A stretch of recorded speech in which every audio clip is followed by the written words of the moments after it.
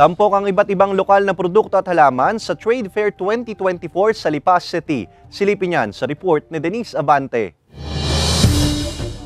Mahigit 2 taon na ang negosyong halamanan ni Jocelyn sa barangay San Isidro sa Lipa City. Sa pagtatanim at pagbebenta ng mga halaman na daw niya ginugol ang oras, simula nang makauwi mula sa Dubai nang magtrabaho siya doon bilang isang OFW. Bagamat unti-unti na raw nakikilala ang kanyang negosyo, malaking tulong pa rin daw ang mga trade fair para mas lalo pang makilala at kumita. Makabenta po sana ng madami, syempre, at saka makakuha tayo ng buyer. Kasi pagka po sumasali sa ganito, nakikilala tayo. Ngayong araw, binuksan ang Lipa City Trade Fair para sa mahigit 20 business owners at local entrepreneurs sa harap mismo ng City Hall.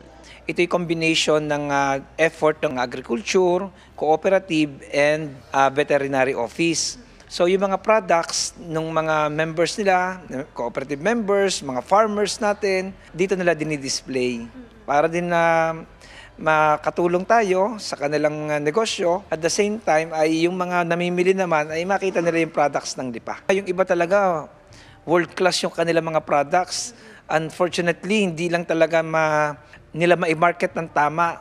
Tampok sa naturang trade fair ang ilan sa mga produktong gawa mismo ng mga residente at makikita sa lungsod, gaya ng mga kandila na may iba't ibang scents o amoy, mga locally fruit-bearing at flowering plants, locally produced honey at iba't ibang mga pagkain. Ang business owner na si Robert umaasang mas makikilala ang produktong natural juices sa kanilang pagsali sa trade fair. Yung mga juices na yan puro extract, hindi yan yung mga powder na hinalo mo siya. Kasi yung powder maraming asukal. Ito mga natural eh. Hindi siya organic pero natural siya kasi galing siya sa prutas mismo. In-extract siya. Itong mga juice na ito ginagawa namin kung anong may prutas sa Batangas. Lahat ng prutas.